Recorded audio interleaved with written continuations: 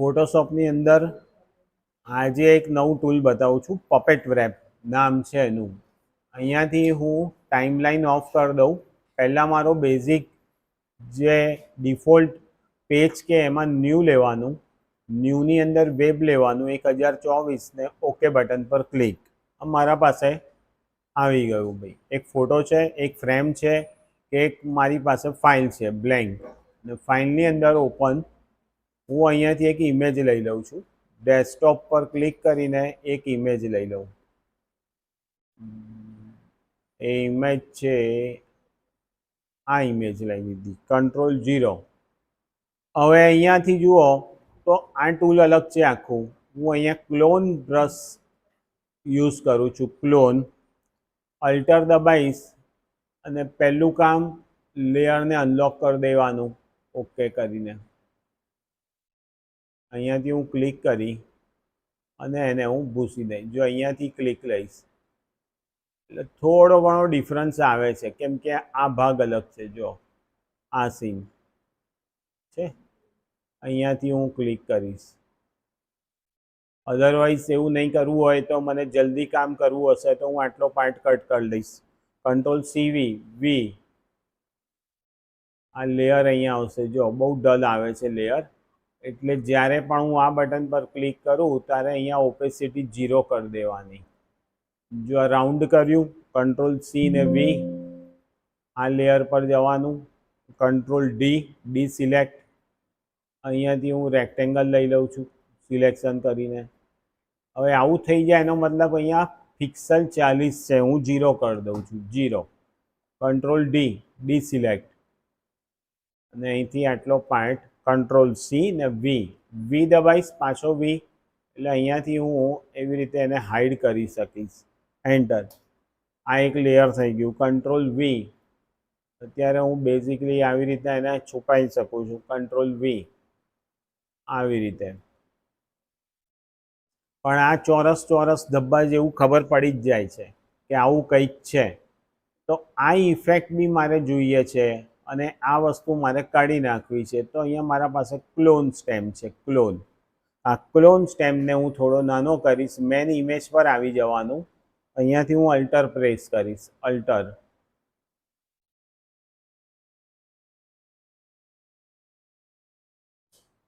અહીંયાથી આવી રીતના ડિઝાઇન બનાવતું જવાનું.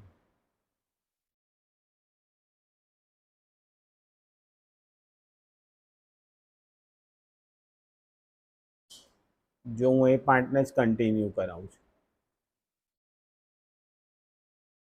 આવી રીતે. અહીંયાથી ક્લિક કરવાનું. હવે અહીંયાથી આમ સેટ કરવાનું. એટલે તમે આવી રીતે આમ પરફેક્ટ કરશો તો સિલેક્શન થઈ જશે. મારું ટૂલ આજે કયું છે? ક્વિક સિલેક્શન છે. પહેલાં હું ક્વિક સિલેક્શન લઈ લઉં છું. અહીંયા માઇનસ છે, Ctrl+Z મારે પ્લસ લેવાનું. અને આ બધી ઇમેજને હવે હું ભેગી કરી નાખું છું વિઝિબલ, એટલે એક ઇમેજ થઈ ગઈ. હવે અહીંયાથી હું આમ સિલેક્શન કરી દઈશ. જેટલું સિલેક્શન થાય એટલા સુધી હું સિલેક્શન કરી દઉં. આ બધું અંદર આવી ગયું છે. જેમ જેમ હું એના ઉપર ક્લિક કરું છું એટલે વ્હાઇટ બોર્ડર એક કાઢી નાખશે. જો આટલો એનો પાર્ટ ક્લિયર આવી ગયો છે. હજુ આની અંદર પણ કંઈક ડાઉટ છે તો હું ફરી પાછું એના પર ધીમે ધીમે ક્લિક કરીશ એટલે એટલી વસ્તુ નીકળી જશે. જુઓ હવે એની અહીંયા હાથની મૂવમેન્ટ, અહીંયાથી આ A to Z, હજુ થોડો હાથ એનો અહીંયા બહાર રહી ગયો, એ પણ મેં ક્લિક કર્યું. માઇનસ, આનાથી પણ મેં ક્લિક કર્યું. હવે કંટ્રોલ મેં એને ઝૂમ કરીશ. ઝૂમની અંદર ઇમેજ ફાટે છે થોડી, અહીંયાથી હું ક્લિક કરી દઈશ અને અહીંયાથી એની આંગળી સુધીનું ક્લિક લઈ જઈશ કે ઠેઠ સુધી આટલું આવે. Control minus. હવે Ctrl+J પ્રેસ કરું છું.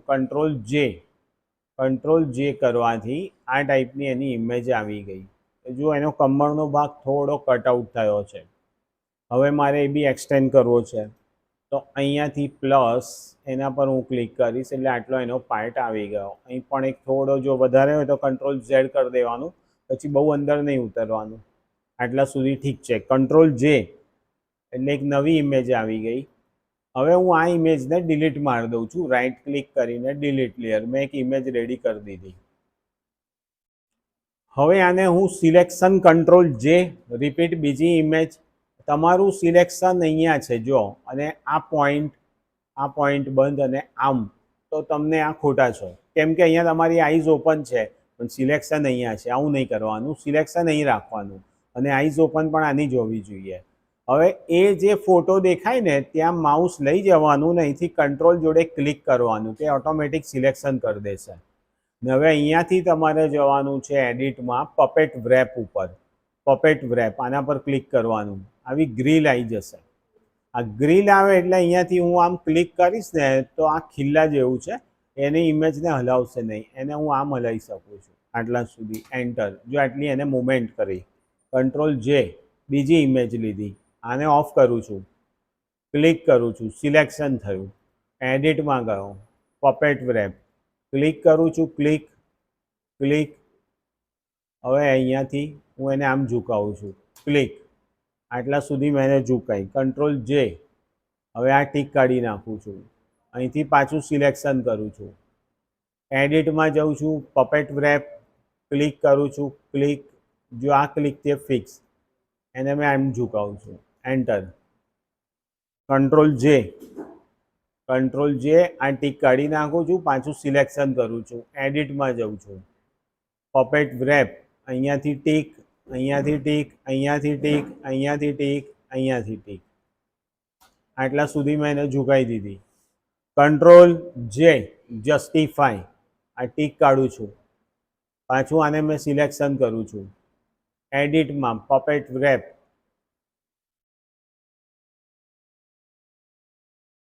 અહીંયા ટીક, અહીંયા ટીક, અહીંયા ટીક. ને હવે એને હું આમ સ્ટ્રેટ કરીશ. એન્ટર. કંટ્રોલ જે. આ ટીક કાઢી નાખું છું. સિલેક્શન. એડિટમાં પપેટ વ્રેપ. હવે અહીંયાથી હું એને આમ કરું છું.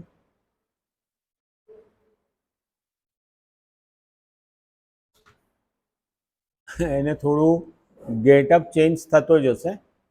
અહીંયાથી ક્લિક કરવાનું, આપણા પપેટ વ્રેપ પર જઈએ, ક્લિક કરવાનું, આના પર ક્લિક, આના પર ક્લિક અને સ્ટ્રેટ. આખું એનું લુક જ ચેન્જ થઈ જશે. આટલા સુધી મેં બનાવી દીધું. હવે મારે કરવાનું કંટ્રોલ ડી સિલેક્ટ, અને ઓરિજિનલ મુવમેન્ટમાં પણ આવી જશે. વિન્ડોમાં જવાનું છે તમારે અને ટાઈમ લાઈન ઓન કરવાનું છે, તો એ ટાઈમ લાઈન આવી જશે. આ ટાઈમ લાઈનની અંદર વિડીયો નથી, ફ્રેમ લેવાનું છે. ફ્રેમને ફ્રેમ ઉપર એક ક્લિક આપવાનું છે એટલે એક ઇમેજ આવશે. તો એ મારા પાસે કેટલા લેયર છે? તો 8-9 લેયર છે. 1 2 3 4 5 6 7 8. તો હું અહીંયાથી 9 લેયર લઈ લઉં છું. 9. પહેલા નંબર પર જવાનું. પહેલા નંબર પર આને સિલેક્શન કરવાનું. જેમ કે હું આ બધા ઓન કરીશ તો આવી ઇમેજ બની જશે, પણ આને હું ઓફ કરું છું. આ પહેલા નંબર પર છે. બીજા નંબર પર જવાનું. બીજા નંબર પર હું બીજા નંબરની ઇમેજ લઉં છું ને આ બંધ કરી દેવાનું. ત્રીજા નંબર પર જઉં છું. ત્રીજા નંબર પર આ ઇમેજ લેવાની, આને હું બંધ કરી દઉં છું. 3. 4 નંબર પર 4 નંબરની ઇમેજ, એના પર ટીક. 5 નંબર પર 5 નંબર પર. 6 નંબર પર 6 નંબર પર ટીક. 7 નંબર 7 નંબર પર ટીક. 8 નંબર 8 નંબર પર ટીક. અને 9 નંબર, તો 9 નંબર પર ઓરિજિનલ જેવી છે એવી. હવે આ બધી સેટ કર્યા પછી સેકન્ડમાં 1 અને અહીંયાથી 2, અહીંથી હું એને આપું છું 1, અહીંથી 2, અહીંથી 1, અહીંથી 2, અહીંથી 1, અહીંથી 2. તમે વધારે બી આપી શકો ને 1. અને હવે અહીંયા વન્સ છે ફોર એવર અને પ્લે. હવે આને મારે લઈ જવાનું ફાઇલ મેનુમાં, સેવ ફોર વેબ, અને અહીંયાથી સેવ બટન પર ક્લિક કરવાનું ને ઇમેજ ઓનલી, ડેસ્કટોપ અને સેવ બટન પર ક્લિક. તો આ થઈ ગઈ ઇમેજ. નો કરું છું. હવે તમે આને જોઈ શકો છો. જો હું ડબલ ક્લિક કરીશ, જો જેટલી વધારે આ મેં તમને ઓછી બતાવી 8-9, તમે જેટલી 10, 15, 20, 25 ઇમેજમાં તો આખું જ તમને અલગ ડિસ્કો ડાન્સવાળું જેવું થીમ લાગશે.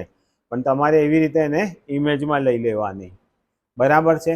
તો એક આવી રીતે તમે આખું સેટ કરી શકો છો. સેમ એવી રીતે આ ગાડીવાળું બી લાઇટવાળું પ્રેક્ટિસ કરી શકો છો. આ 2 ઓપ્શન હતા આપણા પાસે. ઠીક છે?